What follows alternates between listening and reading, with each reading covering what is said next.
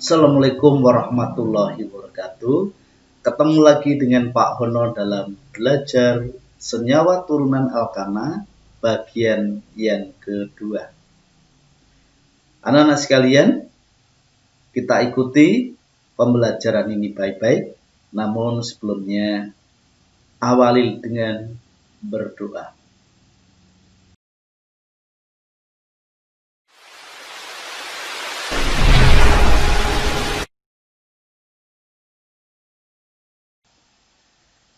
Kita lanjutkan pembahasan senyawa turunan alkana yang bagian kedua dengan berbagai jenis reaksi senyawa karbon. Reaksi yang pertama adalah reaksi substitusi. Pada reaksi substitusi, atom atau gugus atom yang terdapat dalam suatu molekul digantikan oleh atom atau gugus atom yang lain. Kita lihat contoh, misalnya ini ada metana. Jadi ada metana. Metana adalah C-nya tangannya 4. Oke, tangannya 4. Kemudian ada gas klorin putus. Klorin ini dengan katalis ya, ultraviolet. Oke. Maka salah satu atom H dari C4 akan digantikan sehingga akan menjadi senyawa berikut ditambah dengan HCl ya, akan menjadi senyawa metil klorida. Metil klorida ini adalah monosubstitusi. Kalau disubstitusi selagi masih ada hidrogen masih bisa terjadi. Baik, reaksi pertama adalah reaksi substitusi. Ini waktu kelas 11 sudah kalian pelajari. Kita lanjutkan. Reaksi yang kedua adalah reaksi adisi. Di reaksi adisi itu cirinya ada ikatan rangkap. Jadi ada ikatan rangkap, kemudian ikatan rangkapnya nanti salah satu diputus. Ketika diputus itu ada elektron yang tidak berpasangan dan akhirnya itu adalah akan ditambah oleh atom yang ditambahkan ya. Ketika ini ditambah dengan asam klorida yang berlaku hukum Markov-Nikov ya, hidrogen akan masuk pada posisi C yang berikatan rangkap yang mengandung hidrogen lebih banyak. Di kiri tidak ada hidrogen, fokusnya ini. Di kanan ada hidrogen 1, sehingga pada C yang sebelah kanan inilah nanti hidrogen akan masuk, sehingga akan menjadi senyawa yang ini ya. Jadi senyawa ini kalau dituliskan, boleh kita tuliskan adalah strukturnya. Strukturnya adalah C ini adalah ada rangkap 2 ya, mas. Rangkap 2-nya putus. Oke. Kemudian satunya nanti klorin masuk sebelah sini. Oke. Kemudian yang satunya adalah ini hidrogen masuk di atas dan hidrogen sebelumnya ini adalah gambarnya ini ya, sehingga yang masuk ini adalah klorida sama hidrogen masuk pada C yang berikatan rangkap. Inilah ciri reaksi adisi ya. Reaksi adisi itu ini adalah ada ikatan rangkap yang ditambahkan ya. Kalau sudah ditambahkan ikatan rangkapnya jadi hilang karena sudah dimasuki oleh 2 atom yang lain. Ini adalah ciri reaksi adisi. Oke. Reaksi berikutnya adalah reaksi eliminasi. Reaksi eliminasi. Baik, pada reaksi eliminasi ini hal yang penting yang perlu dicatat bahwasanya reaksi eliminasi itu dari molekul yang berikatan tunggal berubah menjadi molekul yang berikatan rangkap dengan melepas molekul yang kecil.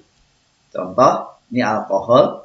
Alkohol ada gugus OH dan kemudian ada hidrogen yang terikat.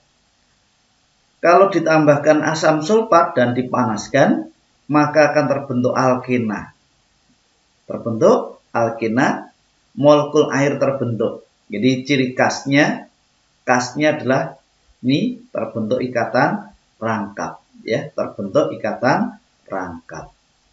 Ini cara yang mudah untuk menentukan apakah itu jenis ikatannya. Baik, kita lanjutkan yang lain.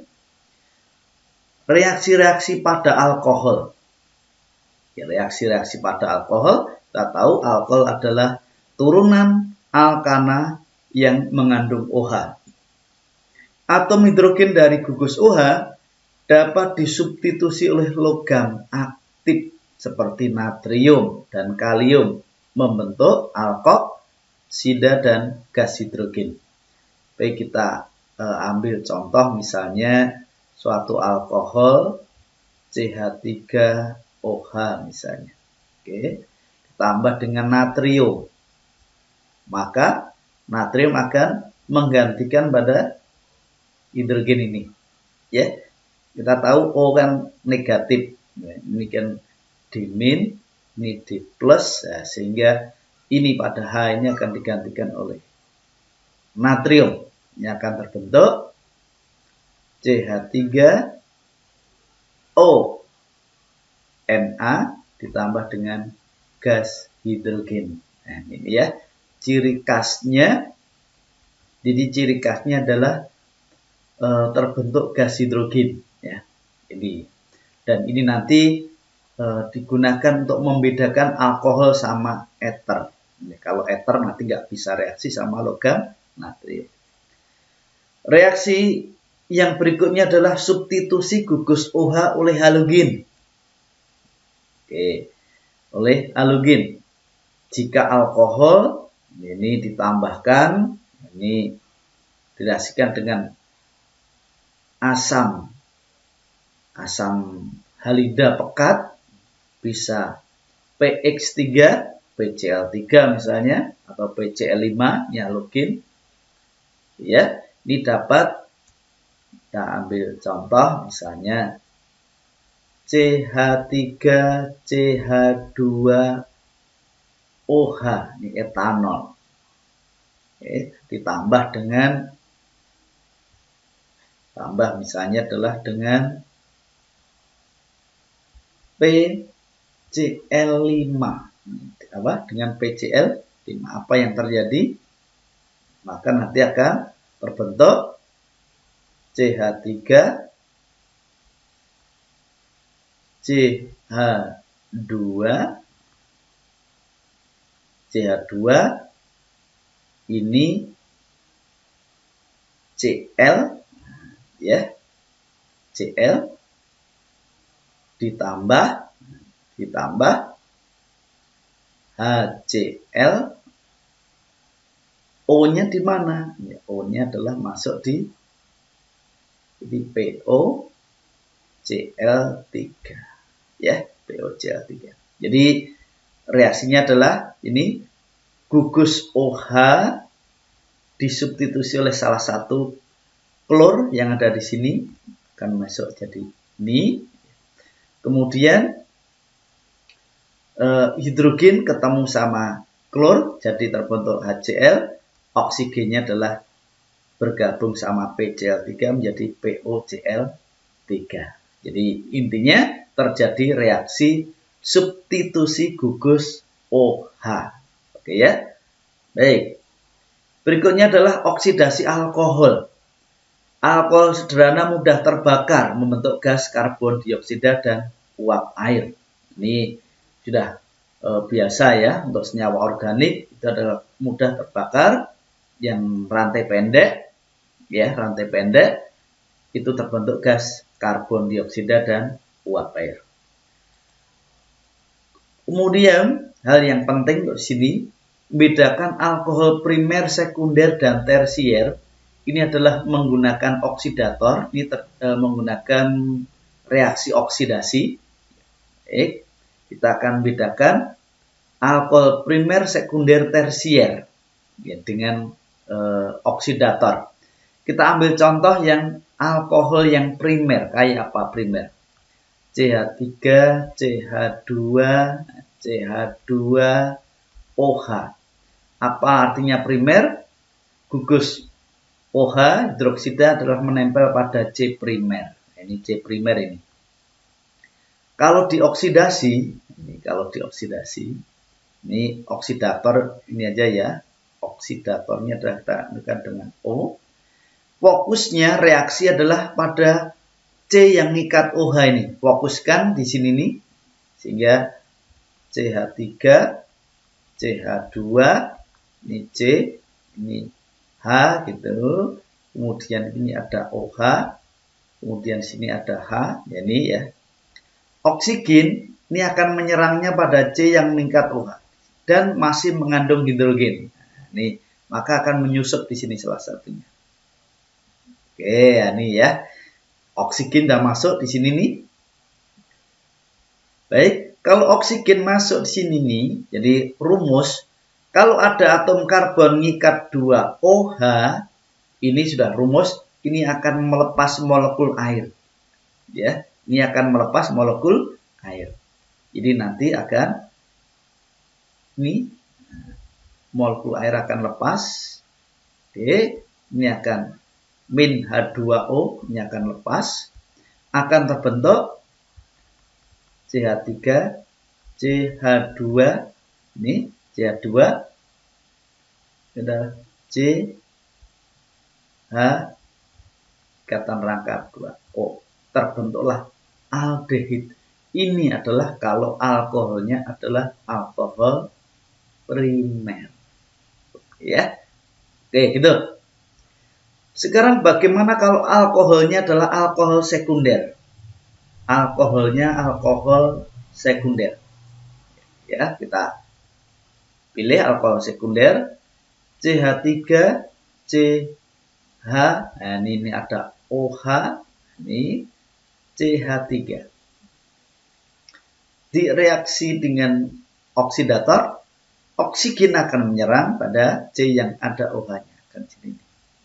Maka akan terbentuk CH3, C, lah ini OH di sini nih.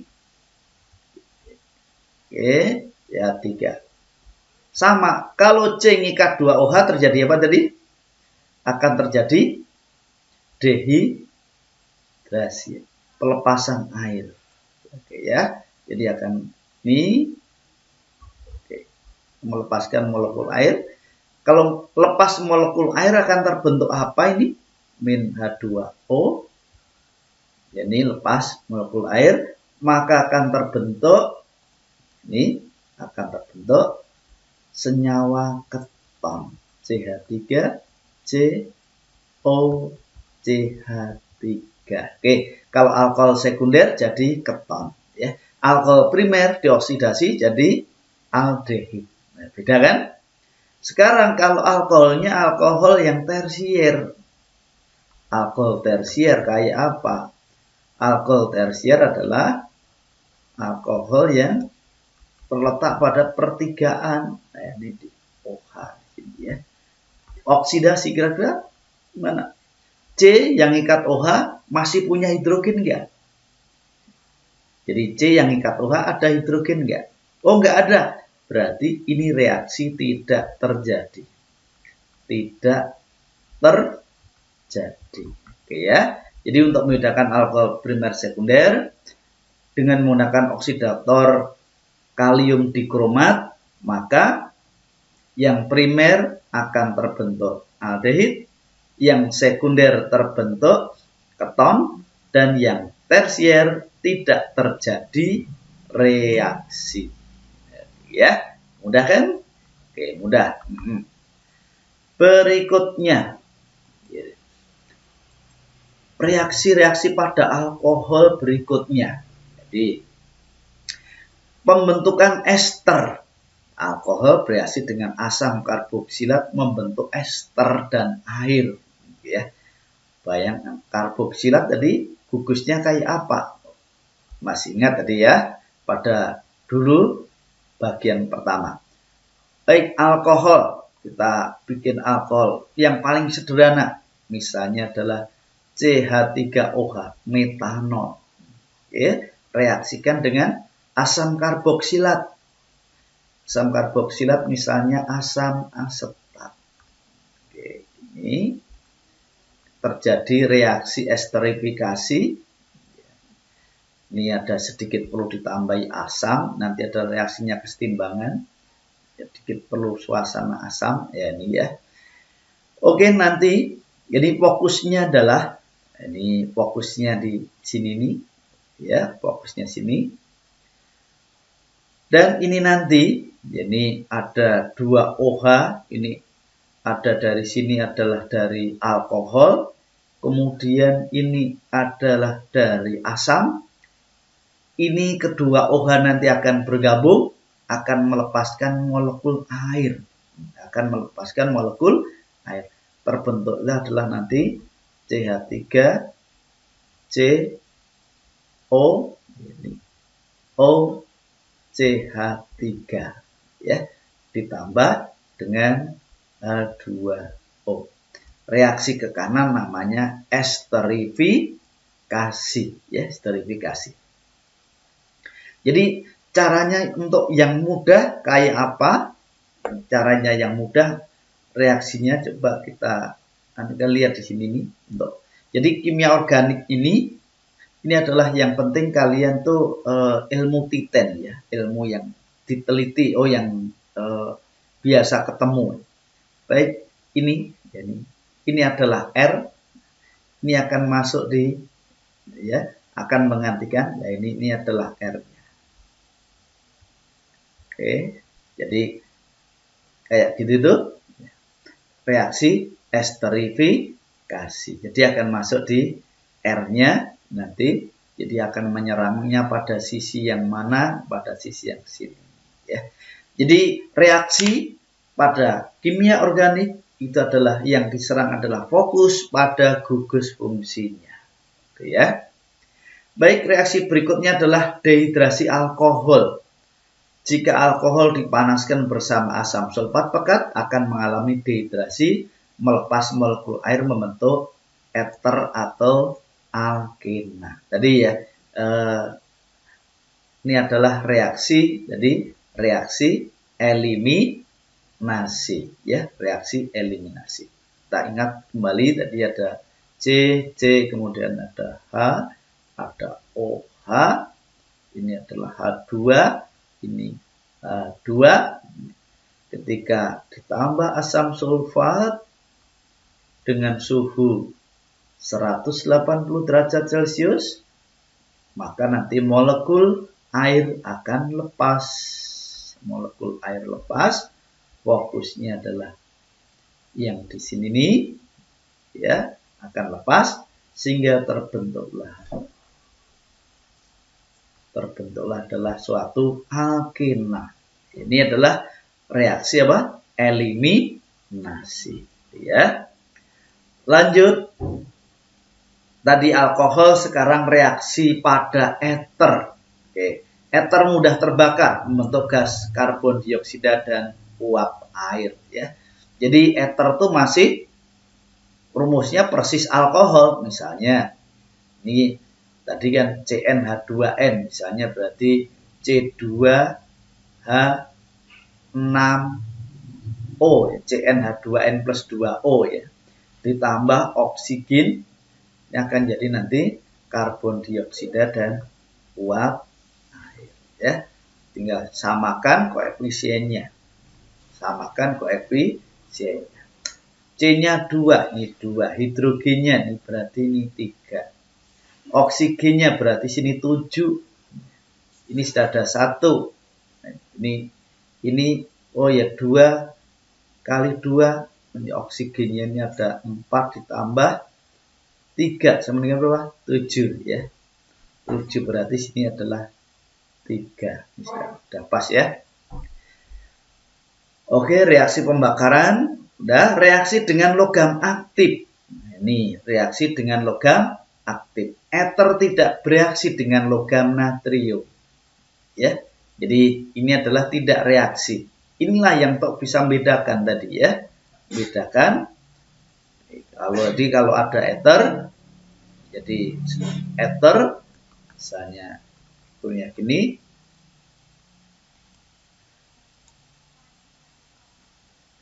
Jadi ini ether ditambah logam natrium tidak bereaksi ya, tidak bereaksi.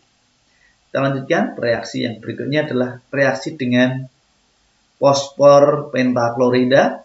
Ether bereaksi dengan PC5 tapi tidak membebaskan asam klorida.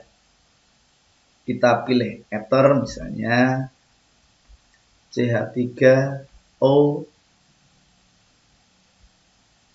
CH2CH3 ya, ditambah dengan PCl5.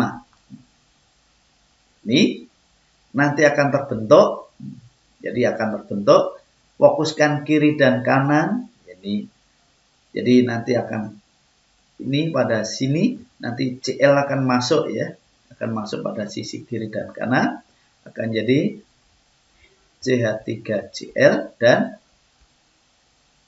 CH3CH2Cl ya.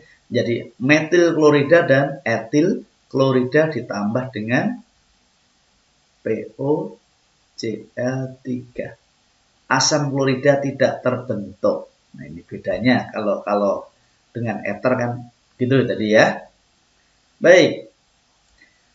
Kemudian reaksi dengan hidrogen halida. Ether terurai oleh asam, halida terutama oleh Hi. Jadi ether bereaksi ini dengan asam, halida terutama oleh Hi ya, bereaksi. Terus bagaimana membedakan alkohol dengan ether? Jadi tadi yang pertama adalah dengan reaksi dengan logam natrium. Reaksi dengan logam natrium, kalau alkohol itu membebaskan hidrogen, sedangkan ether tidak bereaksi. Oke, ya. Yang kedua, alkohol bereaksi dengan PCl5, fosfor pentaklorida, menghasilkan gas asam klorida, sedangkan ether bereaksi tapi tidak menghasilkan asam klorida. Kalau gugus alkohol, oke, terbentuk ini ya ciri khasnya. Ya. Jadi ini di sini ini putus, yang satu akan dimasuki Cl, yang H juga Cl ya, disubstitusi ya. Termasuk di sini nanti ini putus termasuk metil klorida dan tadi etil klorida yang akan masuk terbentuk ini, tapi tidak terbentuk asam klorida. Oke. Jadi membedakan alkohol dengan ether, ini dua hal ini yang khusus yang bisa ini ya cara reaksi. Oke, nanti dari gugus fungsi yang beda, fungsinya juga berbeda.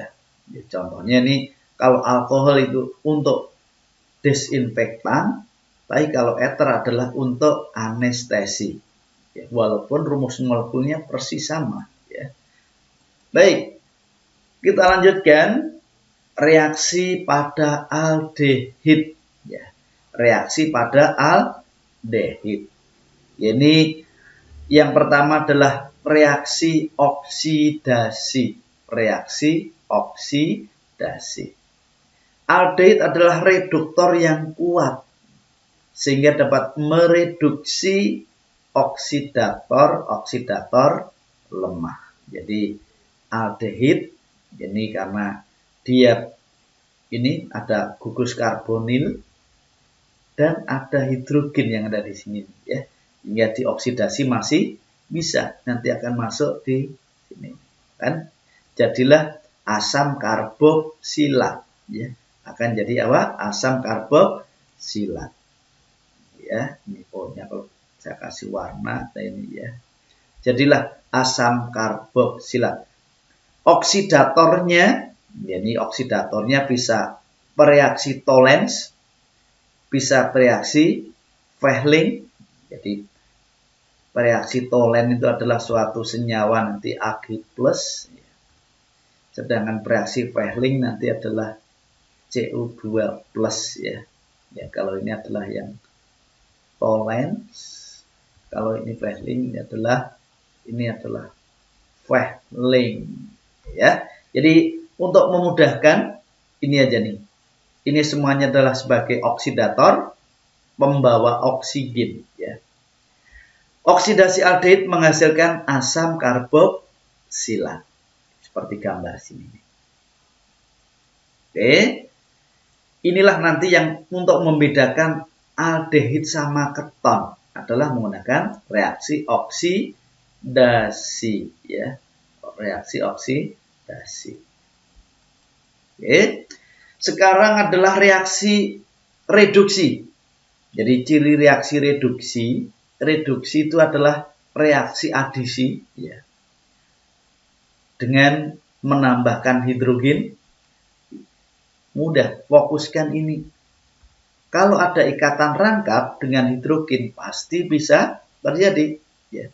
Hidrogen yang satu nanti menyerang O, yang satu lagi menyerang C, sehingga akan terbentuklah suatu alkohol, ya, alkohol primer. Jadi aldehid kalau ditambah hidrogen jadilah alkohol primer.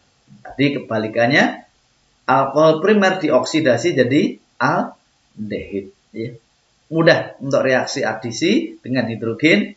Fokuskan pada ikatan rangkap, ya. Lanjut, reaksi pada keton, ya. Reaksi pada keton.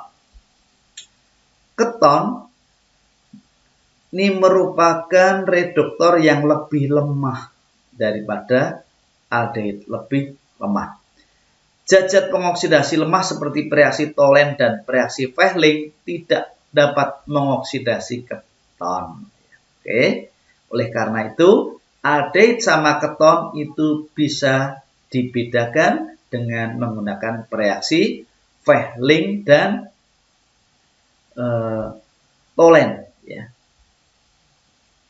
Jadi ini kita lihat misalnya keton, jadi keton CH3CO CH3 ini suatu propanon dioksidasi dengan Fehling atau Tollens. Fokuskan pada C yang mengikat O, namanya C karbonil. Ada hidrogen nggak di sini nih? Ya. Kalau akan menyerang sini, bisakah yang di tengah? Maksudnya ya, nanti C yang di tengah, fokuskan sini. Oh, ternyata C karbonil ini sudah tidak ada hidrogennya, sehingga ini tidak terjadi, ya. Tidak terjadi reaksi. Oke, ya, semangat. Baik. Jadi aldehid dengan bereaksi Tollens menghasilkan cermin perak. Menghasilkan cermin perak. Jadi ini adalah untuk membedakan aldehid dan keton, kan, dengan reaksi oksidasi, ya. Kalau aldehid dengan bereaksi Tollens terjadi cermin perak, jadi oksidasi terjadi, ya. Sedangkan keton dengan bereaksi Tollens tidak bereaksi, jadi oksidatornya tidak berfungsi di sini karena C karbonilnya tidak ada hidrogen. Aldehid dengan bereaksi Fehling bisa positif, terbentuk endapan merah bata, terjadi oksidasi tadi ya. Sedangkan keton ditambah bereaksi Pelling tidak terjadi reaksi. Ya. Jadi itu dia untuk membedakan ya. Kemudian kalau keton itu kalau di ini keton ditambah hidrogen direduksi jadi apa? Fokuskan pada ikatan rangkap, hidrogen akan nyerang, yang satu di oksigen, yang satu karbon, akan terbentuklah alkohol sekunder. Alkohol sekunder. Ya. Baik ya. Kita lanjutkan pada reaksi pada asam karboksilat. Yang pertama adalah reaksi penetralan. Asam sama basa jadilah garam dan air ya. Ini garam dan air. Dengan reaksi esterifikasi seperti tadi, reaksi esterifikasi kita ulang kembali. Misalnya ini kita tulis yang duluan, ini karboksilatnya CH3 CH2 COOH ditambah dengan, misalnya kita tambah dengan CH3 CH2OH ya. Oke, yang fokuskan nanti OH-nya dibalik sini akan terbentuk apa? Ini akan terbentuk CH3 CH2 CO, ini O, karena R-nya ini ada 2C yang akan jadi CH2 CH3 ditambah dengan molekul air ya. Ini reaksi ke kanan adalah esterifikasi, kalau ke kiri nanti adalah hidrolisis. Oke.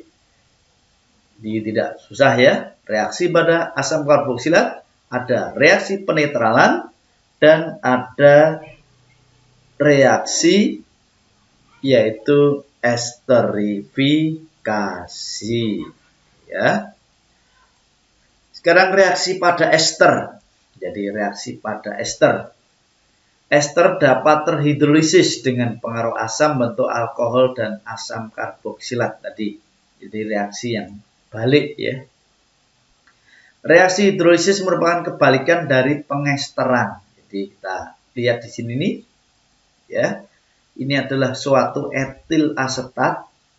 Ini kita ngasih nama dari sini. Ini adalah etil. Ini adalah etil. Yang C-nya 2. Ada O ini adalah asetat. Sehingga namanya adalah etil asetat. Dihidrolisis.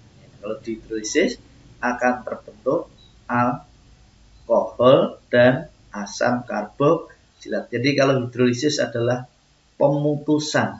Jadi pemutusan di sini ini kembali terbentuk alkohol sama asam karboksilat. Jadi reaksi yang bolak-balik ya. Oke, reaksi pada ester ini adalah itu kebalikan dari hidrolisis. Reaksi haloalkana. Reaksi haloalkana. Haloalkana adalah ini alkana yang mengikat halogen. Ya. Ketika bereaksi dengan natrium hidroksida, mana yang jadi fokus? Ini halogennya. Akan terjadi reaksi apa ini? Reaksi substitusi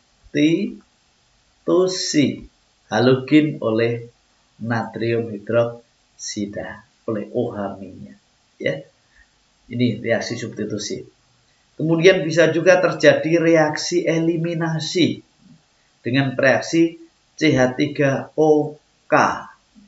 Jadi suatu metoksi kaliometoksida ini. Jadi nanti di Ini kan ada Cl dan nanti ada hidrogen yang di sini, saya tuliskan hidrogen. Jadi kalau gambar hidrogen, jadi hidrogennya kita hapus 1 ya. Akan terlepas molekul H sama Cl. Nah, ini terbentuk ikatan rangkap. Inilah reaksi eliminasi, terbentuk ikatan rangkap.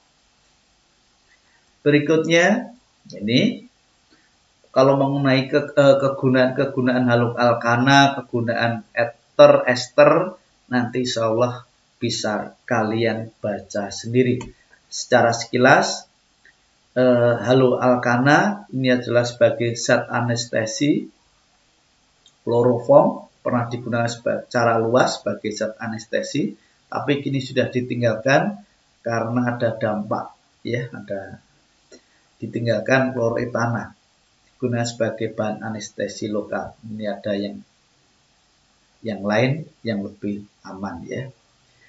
Haluk alkana sebagai antiseptik. Kemudian sebagai pelarut. Nanti untuk kegunaannya silahkan nanti dibaca sendiri. Kegunaan alkohol sebagai desinfektan, kegunaan eter sebagai anestesi, aldehid sebagai ini formalin, bahan formalin, bahan plastik, kegunaan keton sebagai pelarut, sebagai bahan pewarna kuku, sebagai parfum, ya.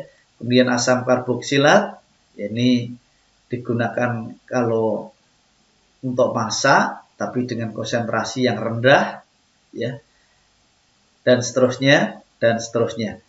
Baik, untuk kegunaan nanti silahkan dipelajari sendiri. Kalau ester adalah untuk aroma, ya, untuk aroma, ya, sebagai aroma adalah ester. Terima kasih atas perhatiannya. Semoga bermanfaat untuk kita semuanya. Assalamualaikum warahmatullahi wabarakatuh.